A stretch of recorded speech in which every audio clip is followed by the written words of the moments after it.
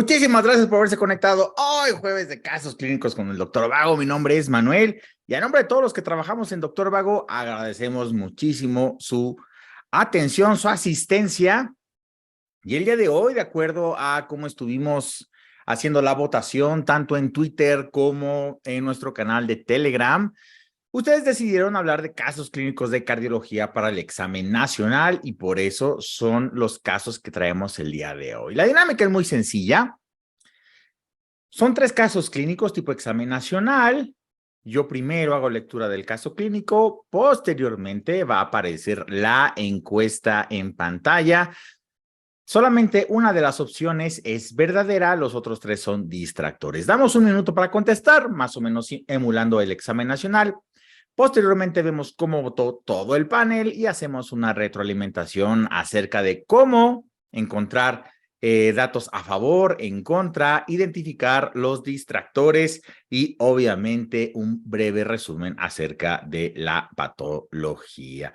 Pero bueno, sin más, vamos a empezar. Tenemos 3 casos clínicos la tarde-noche de hoy. Posteriormente les va a llegar un correo en el cual van a poder descargar esta presentación para que la puedan revisar a gusto y posteriormente la subiremos a nuestro canal de YouTube, la grabación que estamos haciendo el día de hoy. Pero bueno, sin más, vamos a empezar y el primer caso clínico de la tarde-noche de hoy dice así. Esta es una mujer de 82 años.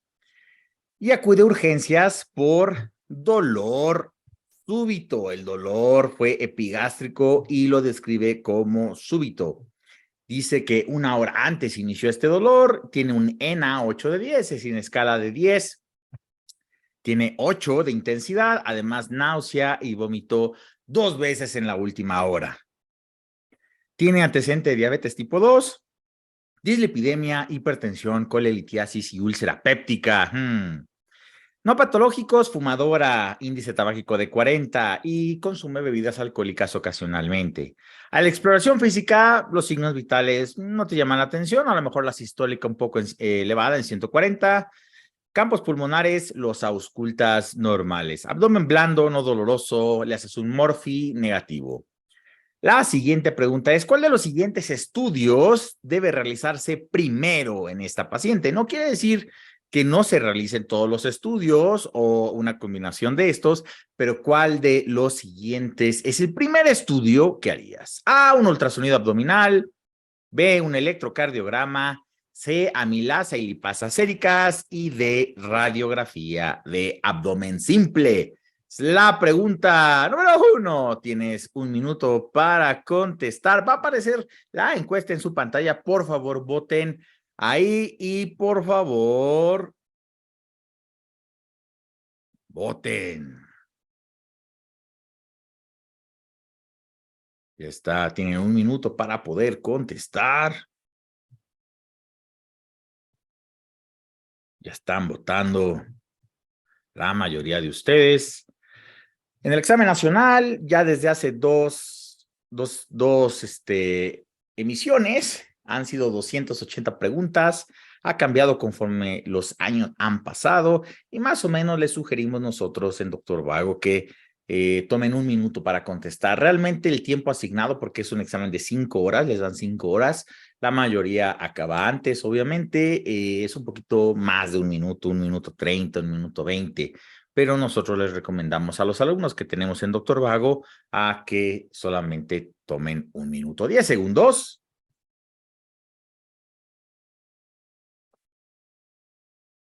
5, 4, 3, 2, 1. Y tiempo, vamos a finalizar la votación y compartir los resultados. Bien, la mayoría de ustedes tuvo la respuesta correcta.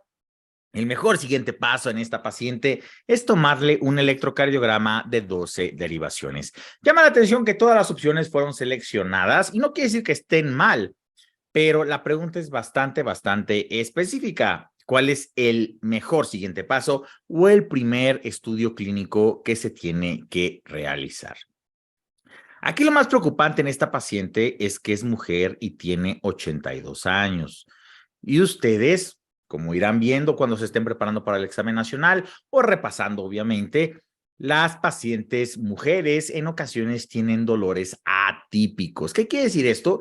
Que no es el dolor precordial opresivo en la zona pectoral izquierda que se irradia mandíbula y al brazo izquierdo, no. Lamentablemente, en ocasiones el diagnóstico puede ser difícil y en esta paciente que tiene dolor en epigastrio, podríamos sospechar a lo mejor en algún tipo de patología quirúrgica. Pero recuerden que no existe ningún estudio paraclínico que sea patognomónico de un síndrome coronario agudo. Hay biomarcadores, hay electrocardiograma, hay medicina nuclear, hay angiografías, hay resonancia magnética, pero ninguno es patognomónico de que ese paciente, que el dolor que está teniendo es completamente de origen cardíaco. Entonces, la historia clínica en cardiología es extremadamente importante. Y hay que tener en cuenta que esta paciente tiene diabetes tipo 2, que recuerden que estos pacientes también pueden tener dolores atípicos, dislipidemia, hipertensión, es decir, grandes factores de riesgo y además el maldito cigarro, un índice tabáquico de 40. Entonces, esta paciente tiene todos los factores de riesgo habidos y descritos por conocer para un dolor de origen cardíaco. Entonces, las guías son bastante claras desde el primer contacto de un paciente en hospital con un trabajador de la salud.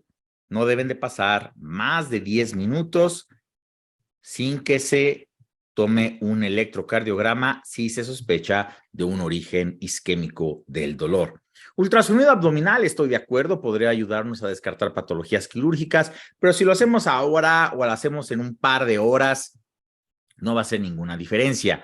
Amilasa y lipasas séricas, en lo que se toma la muestra, se lleva al laboratorio, que no te estés peleando con el turno nocturno para que te tomen y procesen la muestra, pueden pasar bastante tiempo. Y una radiografía simple de abdomen, aunque sigue siendo gran favorita de los cirujanos generales, tampoco es tan importante en cuanto al tiempo. El único de estos estudios paraclínicos que está cronometrada es el uso del electrocardiograma en menos de 10 minutos. Y de esta manera podemos identificar si hay algún dato que nos haga sospechar que esta paciente tenga un dolor de origen isquémico.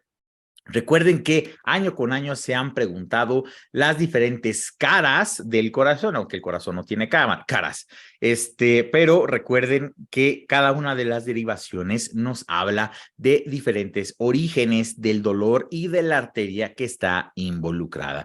No se les vaya a olvidar esto porque es extremadamente importante. Repito, esta presentación, esta grabación va a estar disponible para ustedes posteriormente al término del día de hoy.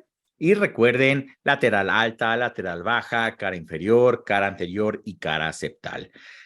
Por eso tenemos el electrocardiograma de 2 series de derivaciones y es muy importante que lo conozcas y lo sepas identificar. Cara septal lo ve de las derivaciones precordiales B1, B2, cara anterior B3, B4, lateral B5, B6, que es la lateral baja, lateral alta 1 ABL, A y ABL y cara inferior 2, 3 y ABF. Siempre lo preguntan, cada año dan 2 o 3 preguntas acerca de esto. Llévate todos los puntos. De aquí, de Doctor Vago hacia ti, te lo estamos regalando. Pero muy bien, vamos a subir un poquito la intensidad y la dificultad de cada una de las preguntas. Si tienen, por favor, alguna pregunta, háganlo directamente en la sección de preguntas y respuestas. Con todo gusto, estamos en vivo, no somos como esos programas de radio que son programadas. Por favor, háganlo directamente en la sección de preguntas y respuestas para que lo contestemos antes de finalizar la transmisión. Y no se les va a olvidar, si les van a preguntar un síndrome coronario agudo, generalmente les preguntan con elevación del ST. Recuerda que hay 2 grandes clasificaciones del síndrome coronario agudo, con y sin elevación del ST, y estas lápidas que dicen los americanos, en Tenochtitlán le decimos el signo de bandera, nos está hablando de un síndrome coronario agudo con elevación del ST. Córrele con el cardiólogo, córrele con tu adscrito, porque este paciente necesita tratamiento urgente y recuerda que el tiempo, a diferencia de los banqueros, que tiempo es dinero, en medicina tiempo es músculo. Vamos a pasar con el segundo caso clínico de la tarde-noche de hoy.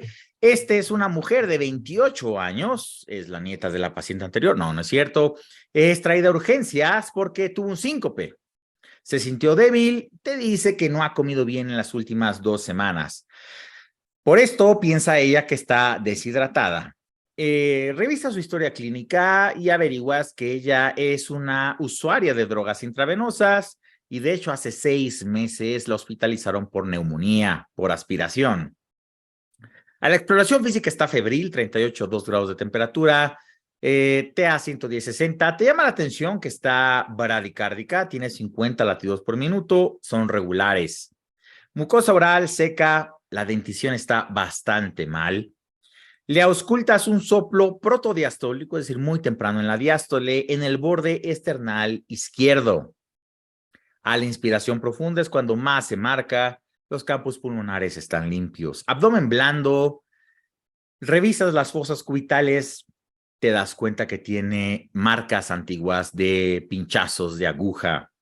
Electrocardiograma, le tomas, tiene un bloqueo AB de segundo grado, relación 2:1. Te llama la atención a los 28 años. Hemoglobina baja, 10,8, plaquetas normales, leucocitosis en 13,000. La pregunta es muy directa. ¿Cuál es el diagnóstico de esta paciente? A, pericarditis aguda. B, endocarditis que involucra la válvula tricuspidia. C, esto es un absceso perivalvular. O D, esto es Lyme. La pregunta número 2. Tienes 1 minuto para contestar. Va a aparecer la encuesta en pantalla.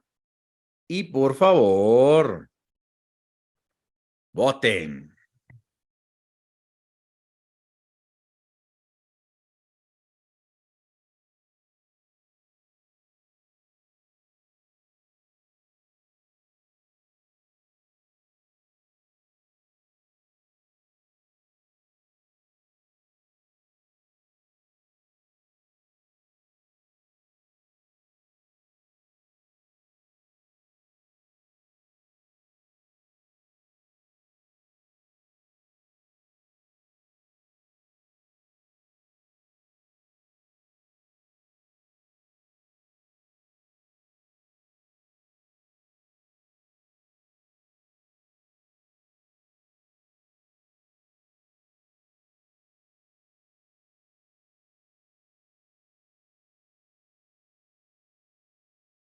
Cinco segundos.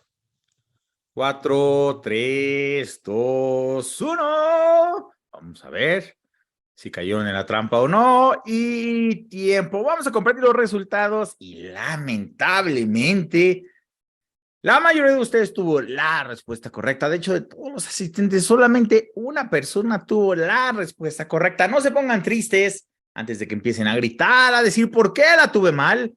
Vamos a hacer el discernimiento. La respuesta es un absceso perivalvular. Llama la atención que todos contestaron por lo menos alguno de los distractores y vamos a decir por qué sí, por qué no. Ok, porque esto es un absceso perivalvular.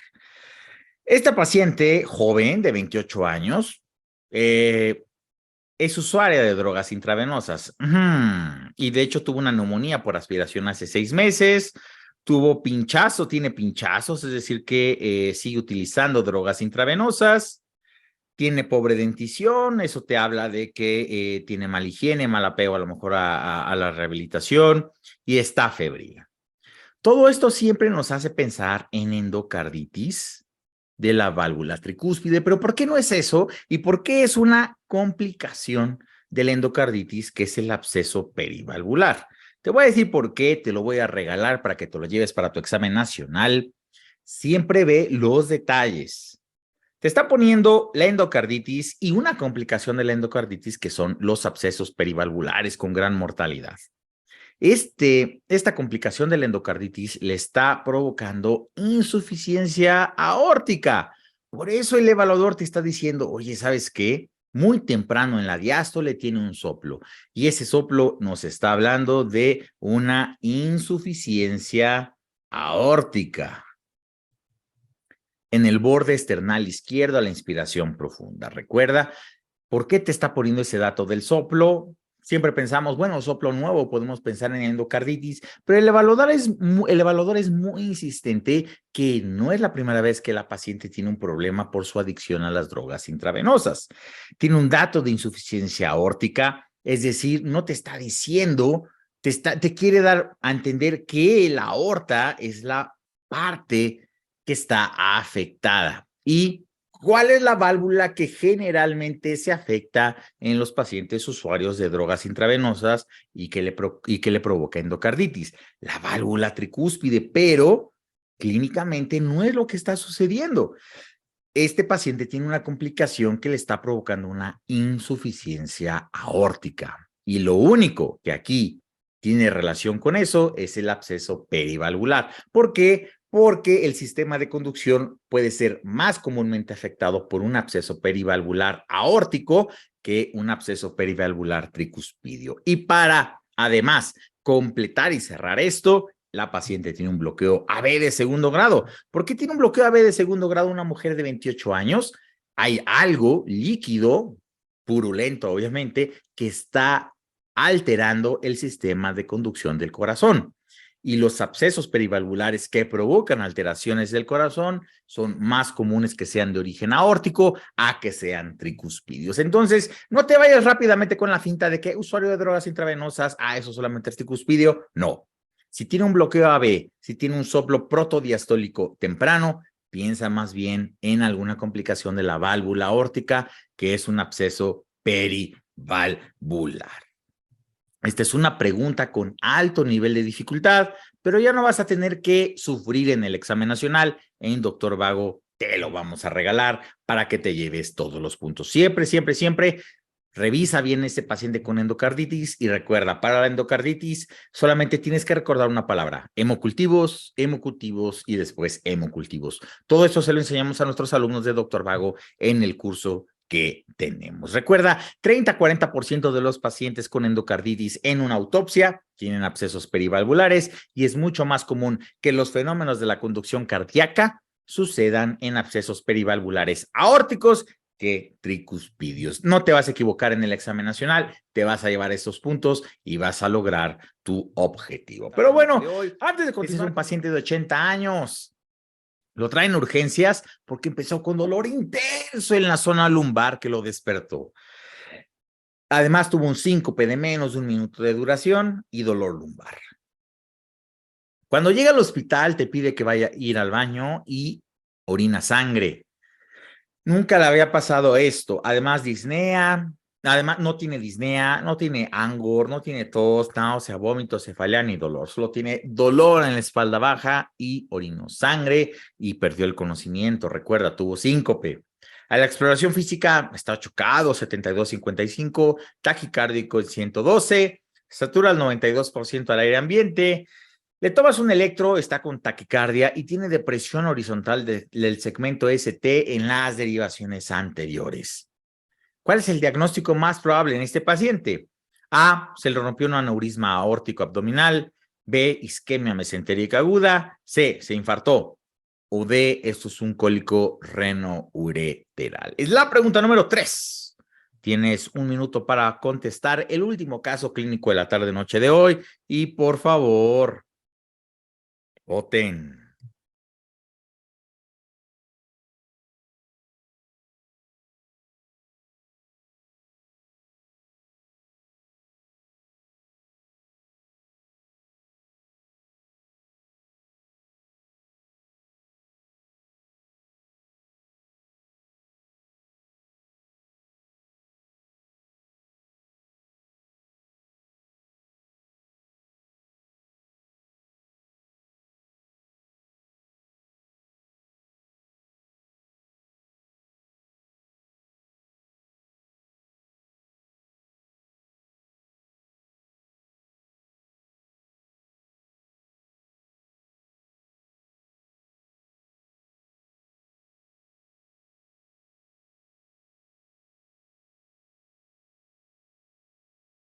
Cinco, cuatro, tres, dos, uno y tiempo. Vamos a finalizar la votación y compartir los resultados. Bien, Muy bien, yo pensé que iba a ser un porcentaje menor, pero la mayoría de ustedes tuvo la respuesta correcta. Esto se trata de la ruptura del AAA, aneurisma aórtico abdominal, un gran asesino de nuestros varones adultos mayores. Voy a tener el uso compartido. También llama la atención que todos seleccionaron por lo menos alguno de los distractores. Y recuerda, para el examen nacional, si un paciente de más de 65 años de edad tiene dolor lumbar, síncope e hipotensión, descarta primero a ruptura de un aneurisma aórtico abdominal, sobre todo en el contexto de un paciente que es fumador. Aquí el evaluador le aumentó la dificultad porque no te dice si el paciente era fumador o no. Es una consulta totalmente de urgencias. Isquemia mesentérica aguda, recuerda que para el examen nacional te va a decir mucho dolor a pesar de la exploración física abdominal. El abdomen está blandito, pero el paciente se queja de mucho dolor y tiene factores de riesgo para cardiopatía isquémica. Infarto agudo del miocardio, existe el SICA sin elevación del segmento ST, pero un síndrome coronario no tiene por qué darte dolor lumbar y puede darte síncope, puede darte hipotensión, pero no tiene por qué insistir tanto el paciente que tiene dolor lumbar y además tiene hematuria. Y un cólico renoureteral, yo estoy de acuerdo que el cólico renoureteral es una de las situaciones que más dolor le provoca a los pacientes, especialmente a los hombres, pero el cólico renoureteral no te choca. Puede provocarte hematuria, pero no te choca y no te provoca síncope. No importa lo que te digan los anestesiólogos, el choque por dolor es un diagnóstico de descarte. Lo único que puede englobar todo esto es una ruptura de aneurisma aórtico abdominal. ¿Por qué orino sangre? Los aneurismas aórticos abdominales, a diferencia de los torácicos, sí fistulizan principalmente a retroperitoneo, y esto puede provocar congestión de las venas vesicales y provocarte hematuria. No se te va a olvidar, paciente chocado que tuvo síncope y dolor lumbar intenso, ruptura de aneurisma aórtico abdominal, sobre todo si son hombres y tienen antecedente de tabaquismo. Por esto existe el tamizaje para el AAA, que es cualquier paciente entre 65 y 75 años de edad que haya fumado en cualquier momento de su vida, se hace un ultrasonido abdominal. La aorta abdominal generalmente mide 3 centímetros. Más de esto se considera un aneurisma y los que se rompen son los de más de 5 milímetros. Más de 5 centímetros, perdón. 5 milímetros, pues es muy poquito. 5 centímetros, es decir, más de 2 traveses de dedo, esos son los que se rompen. Y haces el tamizaje solamente una vez en la vida, entre los 65 y 75 años de edad, con varones, solamente varones, no mujeres, hombres que fumen, ya haces un ultrasonido, un rastreo y solamente una vez en la vida, y con eso puedes hacer el tamizaje para el aneurisma aórtico abdominal. ¿Cuánto es la mortalidad de la ruptura del aneurisma aórtico abdominal? 50%. 50% llega al hospital, el otro 50% no llega. Así que ten mucha precaución con esto. Gánate estos puntos en el examen nacional: síncope, hipotensión, dolor lumbar en un hombre, sobre todo con antecedente que sea fumador. Descarta ruptura del aneurisma aórtico abdominal.